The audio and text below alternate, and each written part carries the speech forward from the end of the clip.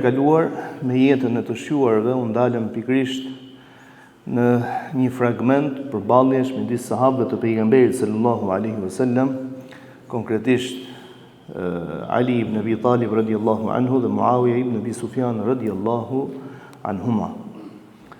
Dhe përmendëm qëndrimin që ka ehli suneti karshi për plasjeve ose asaj se çfarë ndodh midis sahabëve të pejgamberit alayhi salam. Kanë zgjedhur vazhdimisht dietarët që të heshtin karshi asaj që ka ndodhur midis sahabëve, sepse gjithçka që ka ndodhur midis sahabëve ka qenë diçka politike, jo fetare. Dhe thash politike sepse janë koncepte politike ose skema, domethënë që të tilla i kanë parë dhe jo fetare, sepse nuk kanë urryer kurrë njëri tjetrin. Nuk ka ndodhur gjejmë në mesin e historisë së Islamit sahabë që kanë urryer njëri tjetrin. Edhe në rastin e Aliut dhe Muawiyes që ka patur dhe luftra midis tyre, nuk ka ndodhur një diçka e tillë. Janë dy ngjarje tepër thelbësore në atë çfarë ka ndodhur midis tyre. Muslimanët e asaj kohe dhe sahabët e pejgamberit alayhis salam ishin të pozicionuar në tre kategori. Një kategori e parë ata të cilët ishin me Aliun radhiyallahu anhu, kategoria e dytë dhe ata të cilët ishin me Aliun, domethënë koncepti i Aliut në raport me gjakun e Uthmanit ose hakmarrjen për gjakun e Uthmanit, ishte që fillimisht të krijojmë stabilitet të shtetit, pra të forcojmë shtetin, unitetin, pastaj gjithsej i cili ti dorëzohet drejtësisë me atë që meriton. Pra Aliu radhiyallahu anhu e shihte një hap të nxituar dhe ishin më mirë ata të cilët kishin marrë pjesë në vrasjen e Uthmanit radhiyallahu anhu. E dyta, ata të cilët u pozicionuan me nkrye sahabiun e nderuar Muawiyen radhiyallahu anhu zërish, të cilët mbështesnin tezën që fillimisht duhet të marrim hak për Uthmanin pa t'i japën besën Aliut. Dhe një grup i tretë të cilët zgjodhen të jenë asnjanës. Domethënë e konsideruan këtë si një fitnë përçarje mes muslimanëve dhe i fituar, domethënë e konsideruan të fituar atë i cili zgjedh të jetë të qëndrojë larg një përballje të tillë. Te grupi i Aliut radhiyallahu anhu, ata të cilët u pozicionuan ç'është e vërteta me Aliun, te grupi i tyre, pati një grup të cilët u kryesuan nga sahabit të nderuar si Zubair ibn al-Awam, Talha ibn Ubaidillah dhe zonja nderuar Aisha radhiyallahu anha, të cilët ishin për krah Aliut, por e konsideronin domethënë politikën e Aliut, pra e konsideronin si një skemë që kërkonte një përshpejtim. Dhe pikërisht këta tre nderuar u nisën drejt qytetit të Basrës në Irak. Atje organizuar të buan njerëzit për duke menduar se Aliut radhiyallahu anhu i duhej një shkëndi për të nisur hakmarrjen për Uthmanin radhiyallahu anhu, por nuk ishte e vërtetë. Pra me ta dëgjuar diçka të tillë Aliu radhiyallahu anhu dërgon sahabit të nderuar të cilët diskutuan me ta, pra çfarë po bëni, ç'janë këto hapa që ju po ndërmerrni. Dhe Aliu në të njëjtën kohë kryesonte një ushtri prej afro 20.000 luftëtarësh, ndërkohë që rreth tyre ishin mbledhur për këta ç'është vërtetë, ishin mbledhur për t'i ardhur në ndihmë kujt? Aliut. Kishin mbledhur për të luftuar kundër Aliut. Ishin mbledhur për t'i ardhur në ndihmë Aliut radhiyallahu anhu, për një ndihmë e cila nuk ishte kërkuar prej këtij zotnie të nderuar. Dhe ndodhi kaderi i Allahut se nuk ka asgjë rastësisht në këtë dynja. Ne besimtarët domethënë besojmë se çdo gjë ndodh me kader, me caktim të Allahut. Dhe ndodhi ajo domethënë që nuk pritej. Në grupin të pozicionuar me Zubairin, me Talha ibn Ubaidillah dhe Aisha radhiyallahu anha, u bashkuan ata të cilët ishin vrasit e Uthmanit. Dhe thuhet se kanë qenë atë ushtri domethënë 2000 ose 3000 vet. Janë bashkuar, kamufluar dhe në 3 ditë bisedime që kishte Aliu me këta, kur them 3 ditë, pra mos mendoni se ishin 3 ditë përballë njëri tjetrit. Domethënë Aliu ishte larg, kishte dërguar të tjerë të cilët bisedonin dhe këta që i thonin që nuk jemi mbledhur këtu, pra jemi mbledhur për të ardhur në ndihmë ty, jo. Dhe ndodhi që kur e pan diçka të tillë që po sqarohenin problematikat, sulmuan natën duke kthyer mëngjesi, sulmuan ushtrinë e Aliut radhiyallahu anhu. Pra si për t'i treguar që ata të cilët po sulmojnë kush janë? Janë grupi i Zubairit. I Zubairit, Talha ibn Ubaydillah dhe Aishës. Kjo njihet në historinë e Islamit është viti 36 i Hijretit, 25 vite pas vdekjes së profetit alayhis salam. Kjo njihet si betejë e Deves, dhe arsyeja sepse njihet si betejë e Deves, se në këtë betejë është fokusuar e gjithë lufta tek deveja e Aishës radhiyallahu anha. Tek shkonte zonja e nderuar, ka dëgjuar domethënë në një fis aty pranë gjën qenë që lihnin. Dhe ka pyetur, në shfis jemi këtu, jemi në fisin Beni Amir, i thënë ata.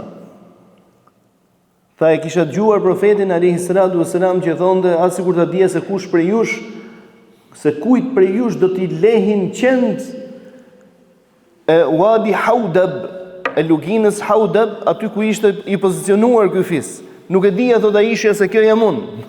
Nuk e dija se kjo jam unë. Thotë ka tentuar të kthehet, ndërkohë që Zubairi radhiyallahu anhu i ka thënë që nëna besimtarëve, domethënë ne nuk jemi nisur për të shkaktuar ndonjë luftë, pra jemi nisur për mirë. Jemi të buar për mirë. Dhe nisi betejë të detyruar, ata të cilët domethënë kishin vrarë Uthmanin më parë, tashmë tentonin domethënë të krijonin një vllavrasje. Ndodhi përleshja e parë, sahabët kanë tentuar vazhdimisht të mos kenë përleshje, po ja që ndodhi, domethënë një diçka e tillë, Zubairi do të jetë ndër të parët i cili do të largohet nga lufta, sepse s'ki shkuar për të luftuar, domethënë ki shkuar për të luftuar, por tentonte të luftonte në krah të Aliut për të marrë hak për Uthmanin, për të vrarë ata të cilët ishin vrasit, jo për të vrarë me njëri tjetrin, jo për të shkaktuar një luftë vllavrase. Thotë dhe është ndër të parët i cili është larguar ka praktiksuar domethënë betejën. Kush? Zubairi ibn Awam. Ne inshallah nëse Zoti do të na japi emër do ta përmendim dhe se kush është ky zotëri i nderuar Zubairi ibn Awam, si një ndër 10 përgëzuarit me xhennet. U largua dhe e vret një person Ibn Jurmuz i thonin atij, e vret pas shpine. Pra i duke ikur, duke u larguar nga betejë. Pra arsyeja pse e vrau, sepse tentoi ta thellonte atë konfliktin me vrasjen e kujt? Të Zubairit. Më pas vran dhe Talha ibn Ubaydillah, që të dy. Talha, Allahu dëshmëlem. Talha ndryshe nga Zubairi, domethënë, Talha domethënë u vran nga një plagë, subhanallahu, u godit në këmbë, po prej saj vdiq. Pra aty ja ki shkruajt Allahu xhallal xhelalu që me vdek prej asaj plagë. Dhe Aliu radhiyallahu anhu kur i ka varros me dorën e vet, ka qaa për të dy dhe ka thënë, as sikur të kisha pas vdekje 20 vjet përpara. As sikur të kisha pas vdekur 20 vite përpara, pra mos ta përjetoja një diçka të tillë. Te kjo shprehje të nderuarit e mi, as sikur. A nuk ta jep atë përshtypjen domethënë se sikur po i del kundra kaderit të Zotit? Kjo është domethënë keqardhje për atë që ti po përjeton. Është keqardhje për atë që ti po përjeton. Dhe kur thot një formë të tillë, domethënë do dalësh para Allahut subhanahu wa taala dhe të kesh në qafë gjakun e dikujt, vallahi s'ka gjë më të madhe. Nuk ka gjë më të madhe. Do të gjykojë Allahu subhanahu wa taala, po si do të gjykohesh? Kush je ti që ti marrësh jetën dikujt? Me çfarë verdikti i merr jetën dikujt? Krijesa i merr jetën krijesës, kush je ti? Dhe ndodhi domethënë një diçka e tillë. Aliu radhiyallahu anhu që bënte thirrje vazhdimisht, ulni armët, dorëzoni armët, po Aliu në krahasim me ushtrinë tjetër ishte pakic, ata ishin 30.000, ky ishte 20.000. Derisa deshti Allahu xhallal xhelalu përfundon betejë, e nis Aishën radhiyallahu anha në drejtim të Medinës, pra tham që u quajt betejë e Deves, se këtu është fokusuar lufta dhe është vrarë dhe deveja, sepse ishte forca Aishja në këtë betejë, domethënë prezenca e vetë Aishës radhiyallahu anha në këtë betejë ishte forcë. U vra deveja, mbaroi lufta. do të thënë mbaroi lufta e kam për qëllim do të thënë që mori në favor të ushtrisë së Aliut radhiyallahu anhu, se nuk mbaroi se u vra Deveja, po mori në favor të Aliut radhiyallahu anhu. E dërgon Aliu zonën e nderuar Aishën në drejtim të Medinës, i thotë non, shko atje dhe për të treguar konsideratën se çfarë ka konsideruar ai këtë betejë, Aliu radhiyallahu anhu i ka vënë në shërbim ose në dispozicion ose në shoqërim Aishës radhiyallahu anha 40 gra ta shoqërojnë dhe ka shoqëruar vetë, domethënë derisa e ka konsideruar që është në zonë të sigurt, se nuk ka më rrezik, që të vazhdonte në drejtim të Medinës. Kjo është shkëndija e parë mes muslimanësh, që ç'është e vërtetë domethënë një keq kuptim apo jo një keq kuptim, një xiz që e ndezi dikush, por ja që shkaktoi domethënë goxha viktima. Ajo që thot Allahu xhalla xhelal në Kur'anin e tij famlar, wal fitnatu ashaddu min al qatl. Dhe me të vërtetë që ajo fitnia, pra përçarja në mesin e njerëzve, është me pasojë më të mëdha se sa vetvrasja. Me pasojë më të mëdha se sa vetvrasja. Tham që ky ishte grupi i Aliut radhiyallahu anhu. Tashmë Aliu radhiyallahu anhu pas kësaj i detyruar bën hapin e radhës. Hapi i radhës kush do të ishte? Dërgon tek Muawija ibn Abi Sufjan në Damask një prej sahabive të tij ose një prej emisarëve të tij, duke kërkuar që Muawija ibn Abi Sufjan të futet në hyjmin e shtetit islam. Të Aliu që ishte shumica. Mirë, po Muawija radhiyallahu anhu vendos një kusht. Pra këtu nisin negociatat e para me Muawijen.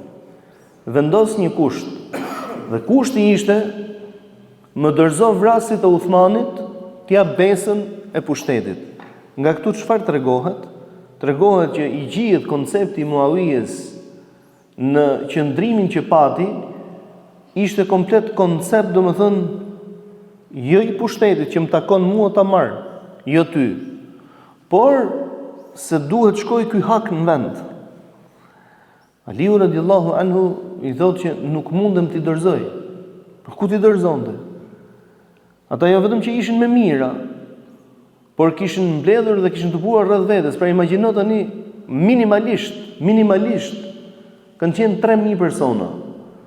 Po 3000 persona nga një nuk e kishin nga i shok besnik ato, një me pas. Dhe sa mira të tjerë bëhen këta, dhe Aliu radhiyallahu anhu i cili kërkonte domethënë një lloj kërkonte të humte gjurmët për këta persona, për të mendonin, sepse lufta domethënë çfarë është lufta? Lufta është mashtrim. Lufta nuk është kush është më i fortë. Lufta është kush është më i aftë. Dhe kërkonte të humte gjurmët, pse jo këta të mendonin domethënë se çështja e Uthmanit, duke qenë se janë të shumtë ata të cilët kanë marrë pjesë, do të shuhet. Hasa s'ka për të vrarë për shembull 3000 njerëz këtu ose 4000 veta, do të shuhet.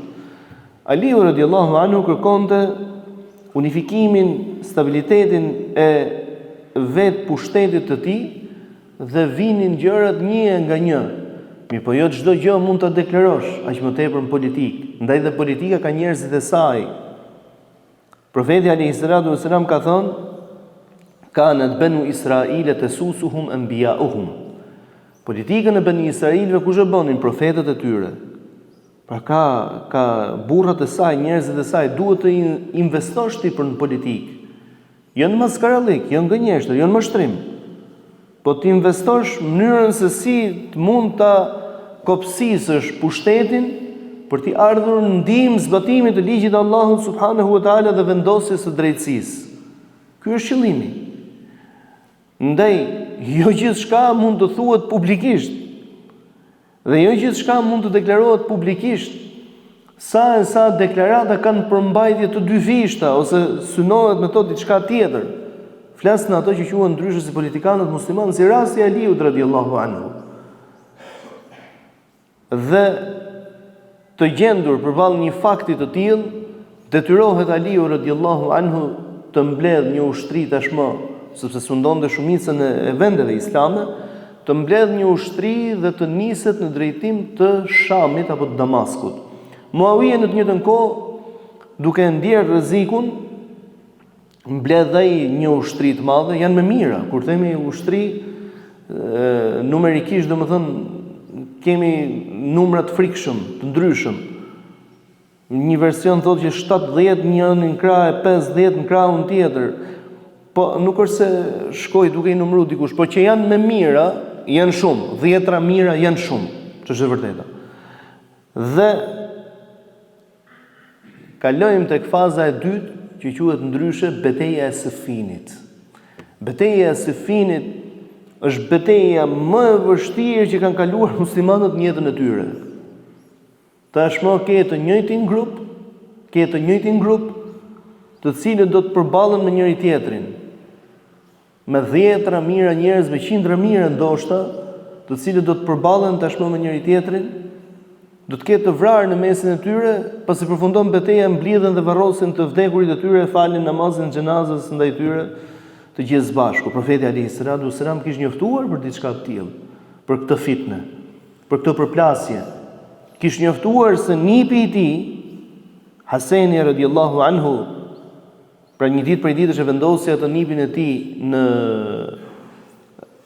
në prehër dhe i tha: "Inabni hadha, ky djali im do ta bëj Allahu shkak për të pajtuar midis dy grupeve madhështore prej muslimanëve, të cilët do të kenë përplasje me njëri tjetrin." Apo kur kishte thënë se ata Ammar ibn Yasir do ta vrasi grupi zullumqar, sikurse do ta përmendim inshallah, do të vritet pranë Sifin, por do ta përmendim në jetën e Ammarit radhiyallahu anhu, nëse Allahu do të na japi ymër. Kështu që lutuni që Allahu të na japi ymër të qapi. O Zot, na përdor për mirë. Dhe u rreshtuan ushtrit. Betejë e Sifinit, pra ne themi domethënë lufta ose betejë e Sifinit, është një betejë që ka zgjatur 100 ditë. Pra luftë njihet kjo Sifin sepse është zona në një qytet të Sirisë sot që quhet Raqqa, kufi me Irakun, zona aty quhet Sifin, domethënë, dhe aty është zhvillu beteja. Kanë qëndruar një kohë të gjatë pa luftë, pra me negociata, me bisedime, derisa e shkrepën ata të cilët donin që të konfliktoheshin me njëri tjetrin, e shkrepën luftën. Dhe fillon lufta e cila zgjati për rreth 3 muaj me radhë. Pra 3 muaj imagjino domethënë luftë, çdo ditë janë gjendje lufte. Një palë tërhiqu, një palë avancoi, nesër një palë tërhiqe, një palë avanconte. E kështu me radhë, derisa arriti në fundin e saj. Pra ne po I bijmë shkurt gjërave. Derisa arriti në fundin e saj. Në fundin e saj çfarë ndodhi? Në fundin e saj ndodhi ajo që ushtria e Muawijes, me orientimin e Muawijes radhiyallahu anhu, vendosën mbi heshtat e tyre mushafët, Kuranët. Vendosën Kuranët.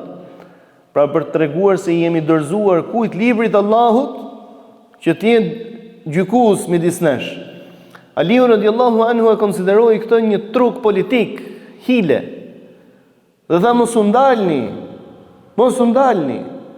Pra o të dorëzohen ose mos u ndalni. Pra ç'është kjo negociata? Patëm negociata pa fund. Nuk I pranuan negociatat tona. Nuk kemi pse të ndalemi me një lëvizje të tillë. Por në ushtrinë e Aliut një pjesë e mirë njiheshin ndryshe si qurra, kënduesit e Kuranit, hafizët, të cilët nuk mund ta pranonin, pra kur shihnin domethënë Kuranin I cili ishte vendosur domethënë mbi hesht, thonë ja. Dhe ju bën ballë ushtrisë së Aliut, pra nga vetë ushtria e vet I dolën përballë dhe thanë jo. Ne jemi për negociat. Nuk kemi luftuar domethënë kurrë që të vrasim vëllezërit tanë. Nuk kemi luftuar të dyja palët, dikush do të thojë, me drejtë, e kupton. Dikush do të thojë, po mirë, për çfarë shkuan në luftë? Pra me shpata, edhe ti po thu domethënë që shikoj se këto nuk shkuan, re. Je I detyruar të shkosh. Po jo se kishin shkuar patjetër për të vrarë. Pati një grup të cilët domethënë u tërhoqën, pati prej sahabëve të cilët thyn shpatat, që edhe nëse ndodh që dikujt i hyn në shtëpi, domethënë ajo fitnja mos kem mundësi të reagoj me asnjë lloj mënyre. Pra nëse dikush më vjen me shpatë, mos kem mundësi të reagoj. Thotë dhe këtu ndodhi ajo, domethënë që Aliu ishte i detyruar të dorëzohej në ç'aspekt, të dorëzohej ushtrisë së tij, të cilët kërkonin domethënë jo të ulemi në dialog, në negociata, dhe ashtu ndodhi. Ulën në negociata. Aliu radhiyallahu anhu deshi të dërgojë djalin e xhajes tij Abdullah ibn Abbasin radhiyallahu anhu, i cili konsiderohet si një person tepër vigjilent, tepër i zgjuar, tepër i ditur patjetër. Mirë po, shumica e qurrave ose këtyre hafizëve të Kuranit propozonin që ai i cili do t'i përfaqësonte të ishte sahabiu i nderuar Abu Musa al-Ash'ari radhiyallahu anhu. Abu Musa al-Ash'ari, si të gjithë sahabët e pejgamberit alayhi salatu wasalam, të cilët kanë qenë të nderuar, ka qenë një person që aq asketizëm kishte ai, aq zuhud kishte, domethënë ai sa thuhet, domethënë, jo thuhet, po përcillet se profeti alayhi salatu wasalam ka thënë i është dhënë atij Abu Musës mizmarun min mezamiri ali Daud, domethënë zë i bukur si ato të familjes së Daudit alayhi salam.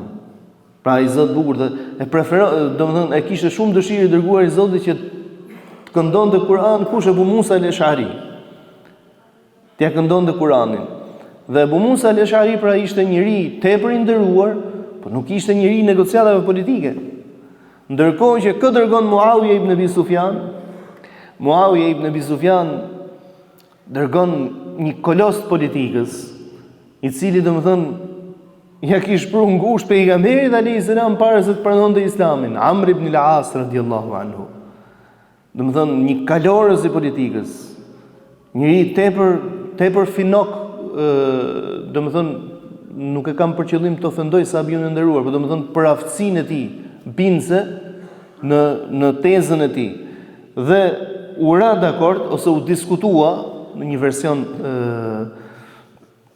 historik, u diskutua dhe u ra dakord që t'i shkarkojnë që të dy. U ra dakord që si Aliu, si Muawiya të heqin dorë domethënë nga pushteti dhe këta të zgjedhin një tjetër për të bashkuar tashmë muslimanët. Dhe nuk është se do të ishte gjë e keqe. Në ato që u ra dakord, i pari i cili do të fliste, pra sepse do të dilnin publik, pra bisedimet ishin të mbyllura, çfarë u vendos do të dilnin publik. Dhe del i pari Abu Musa al-Ash'ari radhiyallahu anhu dhe thot, ram dakord dhe kishte unazën gisht që të heqim Aliun radhiyallahu anhu nga pushteti, pra ta shkarkojmë nga pushteti. Thot dhe heq Aliun sot kështu siç po heq unazën time. Pra për treguar domethënë që sa lehtë është ta largosh dikën nga pushteti kur bëhet fjalë për unitetin e muslimanëve. Sepse nga çasti që Aliu radhiyallahu anhu kishte dërguar aty si negociator, ishte zgjedh muhabeti. Dhe po të njëjtën gjë thotë ram dakord dhe për Muawiyen. Do thonë që edhe Muawiya të shkarkohet nga pushteti, pra ai kishte gjysmën e pushtetit musliman, do thonë ndryshe. Atëherë thotë ai merr fjalën Amr ibn al-As radhiyallahu anhu dhe thotë dhe unë thotë si Abu Musa al-Ash'ari radhiyallahu anhu, si vllai i Abu Musa al-Ash'ari thotë e heq dhe ju nazën, thotë bi dakord me të për të heq Aliun radhiyallahu anhu, por normalisht nuk bi dakord për të heq Muawiyen. Nuk bi dakord për të heq Muawiyen. Kaq do të mjaftonte që këtu do të lindte tashmë një grup që nuk ishte dëgjuar më parë, el-Haruriyya ose el-Khawarij, me të cilët do të përballet Aliu dhe do të jetë një sfidë rradhës e tij, një sfidë akoma më e madhe se sa kjo e përplasjes me vetë muslimanët, sepse ato do të dalin nga vetë lloji i Aliut radhiyallahu anhu, do të jenë ata të cilët i ka përshkruar pejgamberi alayhi salatu wasalam ku thotë ndonjëri për jush, pra kur bjejnë me këta njerëz, le yahqiranna salatahu ma'a salatihim wa siyamahu ma'a siyamihim, ka për ta nënçmuar namazin e tij që ai fal në krahasim me namazin e tyre, agjërimin e tij me agjërimin e tyre. E këndojnë Kur'anin la yujawizu taraqiyahum. Këndojnë Kur'anin, pra këndojnë bukur, bëjnë adhurime pafund, por nuk kalon gurmazin e fytit tyre ajo që ata këndojnë. Por se çfarë do të ndodhi me Khawarij, se si do të dalin dhe përballja e Aliut radhiyallahu anhu me ta para se të vinë tek fundi i jetës së Aliut radhiyallahu anhu, për këtë shpresë të Allahu xhelle xhelalu do të flasim herën e ardhshme. E lutim Allahun xhelle xhelalu, Zot na falë, na mëshiro, na pajisë Zot në moral të lartë të Hazrat Muhamedit alayhi salatu wassalam, na bëj jetën të lehtë, na mundësot të dhëmë të në shërbim të fesë tënde, na bëj vdekjen të lehtë dhe na mundësot Zot të vdesim me dinjitet e shahadet. Të lutem ty i madhnueshmi Allah, mos lejo të çohim për këtu vetëm se me gjunahet falura, me tëubet pranuar, me lutjet pa refuzuara. Mos lër për të pranishmit halle breng pa ja zgjidhur i madhnueshmi Allah. Të lutem ty i madhnueshmi Allah për çdo të sëmurë Allah shëroje, për çdo të brengosur të stresuar Allah largoje brengat e stresit e tij. Të lutem ty i madhnueshmi Allah për të vdekurit tanë dhe të vdekurit e mbar musliman, dhe Zot mëshiroj, Zot shndroi varret e tyre në lulish për lulishteve të xhenetit dhe në ditën kur do të bëhemi prej banorëve të varreve. Amin. Alhamdulillahi rabbil alamin.